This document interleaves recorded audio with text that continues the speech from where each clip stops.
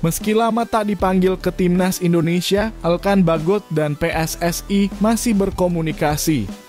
Begini kondisinya.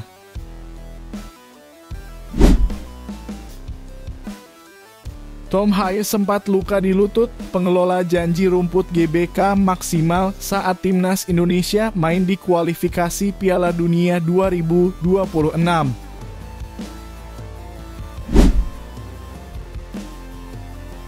Venue putaran ketiga kualifikasi Piala Dunia 2026 sudah keluar, Timnas Indonesia main di sini. Stadion Arab Saudi yang begitu megah.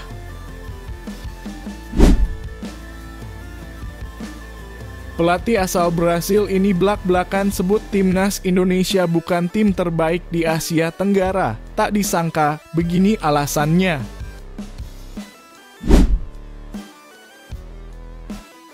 Maarten Paes batal bela Timnas Indonesia di bulan September. Shin Tae-yong bisa pilih 3 kiper berkualitas ini.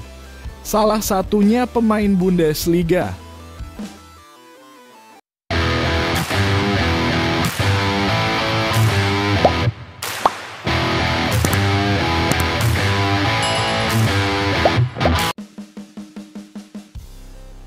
Pemain tim nasional Indonesia, Elkan Bagot, dipastikan masih menjalin komunikasi dengan PSSI meski pemain Ipswich Town itu sudah lama tak dipanggil ke skuad Garuda. Hal itu dikonfirmasi langsung oleh Sekretaris PSSI, Yunus Nusi, yang juga berharap ke depannya Elkan bisa memperkuat Timnas Indonesia lagi. Elkan Bagot diketahui tidak dipanggil Timnas Indonesia dalam beberapa agenda besar, salah satunya adalah pada 2 pertandingan terakhir putaran kedua kualifikasi Piala Dunia 2026 lalu. Kedisiplinan pemain berusia 21 tahun itu diduga sedang dipermasalahkan oleh pelatih Timnas Indonesia, Shin Tae-yong. Pelatih asal Korea Selatan itu kemudian mengandalkan Jordi Amat, Justin Hubner, hingga Jay Itzes untuk mengisi pos kosong yang ditinggalkan Elkan. Namun begitu, Elkan sejatinya masih berpeluang untuk bergabung dengan Timnas Indonesia lagi.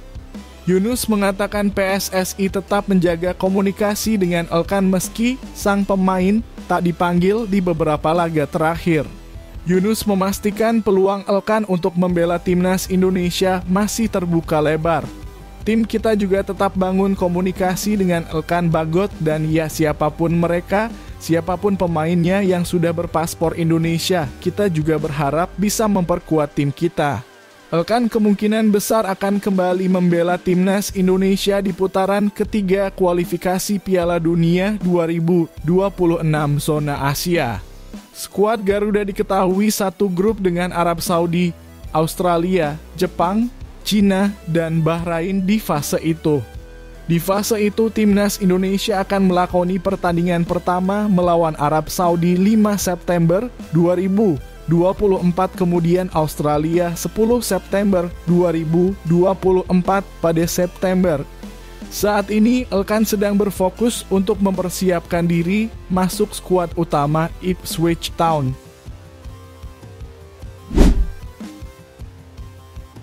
Pengelola Stadion Utama Gelora Bung Karno berjanji akan melakukan perawatan maksimal jelang ronde ketiga kualifikasi Piala Dunia 2026 zona Asia.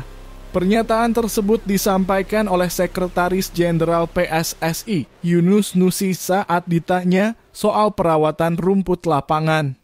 Yunus Nusi mengaku bahwa pengelola SUGBK sudah berkomunikasi secara intens dengan PSSI. Pihak pengelola sudah berjanji agar rumput GBK bisa maksimal saat Timnas Indonesia tampil di ronde ketiga kualifikasi Piala Dunia 2026 zona Asia. Mereka janji sama kami bahwa insya Allah dimaksimalkan penyelesaian khusus mengenai rumputnya. Yunus Nusi berharap pengelola GBK bisa berkomitmen penuh untuk memperbaiki kondisi lapangan. Seperti diketahui, publik sempat memberikan sorotan kepada kondisi rumput Stadion Utama Gelora Bung Karno, Jakarta. Timnas Indonesia saat itu tampil menjalani ronde kedua kualifikasi Piala Dunia 2026 zona Asia. Dalam pertandingan kontra Irak dan Filipina, Rumput stadion berkapasitas 70 ribuan penonton itu dalam kondisi yang buruk. Kedua tim tidak nyaman dalam mengalirkan bola saat menjalani laga di GBK. Kondisi tersebut memicu amarah dari publik di media sosial. Puncak kemarahan publik terjadi usai Tom Haye mengalami luka di bagian lututnya. Saat itu Tom Haye berhasil cetak gol pertama untuk timnas Indonesia saat jumpa Filipina pada 11 Juni 2024. Tom Haye melakukan selebrasi meluncur dengan kedua lututnya seperti yang biasa dilakukan di Liga Belanda. Selebrasinya tidak semulus biasanya dan kedua lututnya pun mengalami luka. Memang kami harap rumputnya tidak sama seperti yang waktu lawan Irak dan Filipina. Pengelola GBK sudah komitmen untuk memperbaiki dan membenahi. Yang terbaiklah pokoknya. Timnas Indonesia belum menggunakan untuk Stadion Utama Gelora Bung Karno, Jakarta untuk laga kandang perdana ronde ketiga.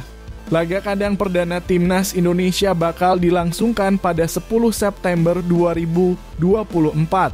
Paus Fransiskus bakal berkunjung ke Jakarta pada 3 hingga 6 September 2024. Sebagai gantinya, PSSI bakal menunjuk Stadion Gelora Bung Tomo, Surabaya. Stadion Gelora Bung Tomo sudah digunakan dalam beberapa pertandingan internasional dari Timnas Indonesia.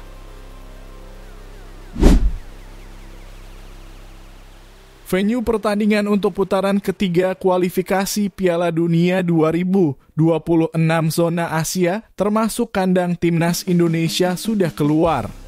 Timnas Indonesia yang menjadi perwakilan satu-satunya dari Asia Tenggara pun akan memainkan 2 pertandingan untuk agenda FIFA Matchday edisi September 2024. Pada pertandingan pertama, Timnas Indonesia akan lebih dahulu menjalani laga tandang melawan Arab Saudi 5 September 2024. Arab Saudi pun memilih venue yang tak main-main, yakni Stadion King Abdullah Sport City, Jeddah. Venue ini memiliki daya tampung 62.000 penonton dan seringkali digunakan dalam pertandingan penting. Menariknya, ini kali pertama Arab Saudi menggunakan venue ini pada gelaran kualifikasi Piala Dunia 2026.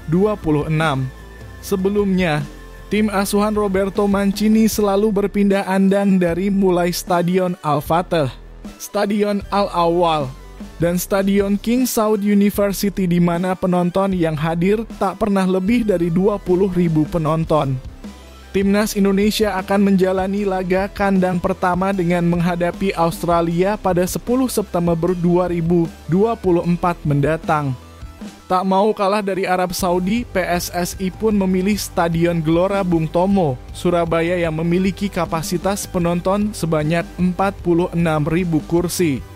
Kualifikasi Piala Dunia 2026 kali ini pun tak main-main dengan pemilihan kandang para peserta dari grup C. Sebut saja Jepang yang memilih kandang di Stadion Saitama 2002 untuk menjamu Cina. Stadion yang diresmikan untuk Piala Dunia 2022 ini memiliki daya tampung 663.000 penonton. Sementara itu Australia memilih Stadion Robina, Gold Coast yang memiliki kapasitas 27.000 penonton untuk menjamu Bahrain. Bahrain pun menggunakan stadion kebanggaan mereka, Stadion Nasional Bahrain, Rifah yang memiliki kapasitas penonton sebanyak 24.000 kursi. Sementara itu, Cina akan menggunakan venue terbaru mereka, Stadion Dalian Soyuan Football, Dalian yang baru dibuka pada 2023 lalu. Venue ini memiliki kapasitas 63.000 penonton. Sementara itu, penggunaan Stadion Gelora Bung Tomo tak akan selamanya menjadi kandang Timnas Indonesia. Hal ini karena Stadion Gelora Bung Karno tengah menjalani renovasi rumput dan akan digunakan untuk menjamu Paus Fransiskus pada September 2024 mendatang. Timnas Indonesia pun dapat kembali menggunakan venue yang memiliki kapasitas sebesar 78.000 penonton ini.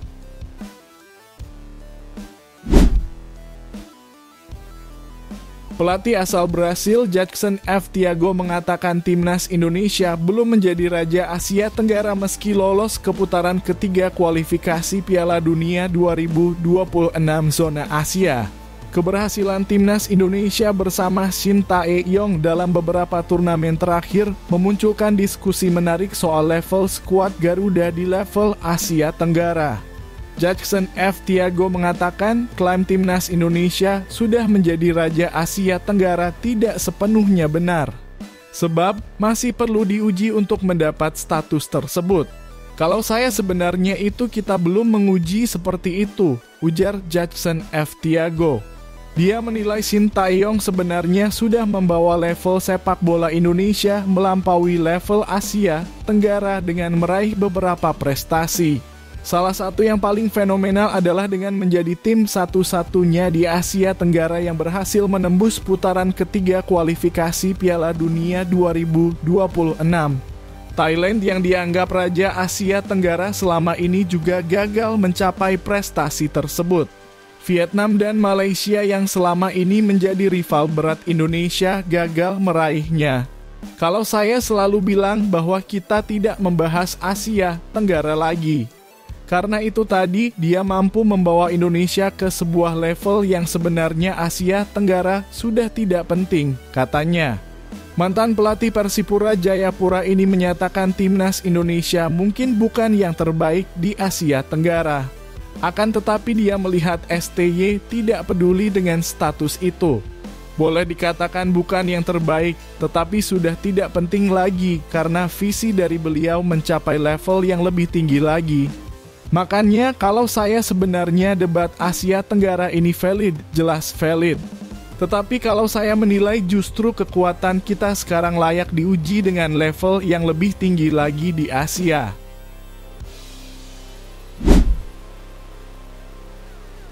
Maarten Paes awalnya diproyeksikan bisa mengisi pos penjaga gawang timnas Indonesia untuk putaran ketiga nanti. Sayangnya harapan tersebut sulit terwujud karena proses perpindahan asosiasi belum tuntas meski sudah resmi berstatus sebagai WNI. Hal ini diungkapkan pengamat sepak bola Roni Pangemanan atau yang akrab disapa Bung Ropan setelah bertanya langsung kepada Ketua Umum PSSI, Erick Thohir. Shin Tae-yong tak perlu khawatir karena beberapa penjaga gawang ini bisa menjadi alternatif pengganti Maarten Paes. Penjaga gawang Panathinaikos B ini telah resmi mengambil sumpah kewarganegaraan pada 21 Maret 2024. Dengan demikian dia sudah bisa memperkuat timnas Indonesia pada putaran ketiga nanti. Secara kemampuan Cerus Margono memang belum teruji karena Shin Tae-yong tidak pernah memanggilnya. Namun dia sudah cukup berpengalaman karena Panathinaikos B pada musim ini.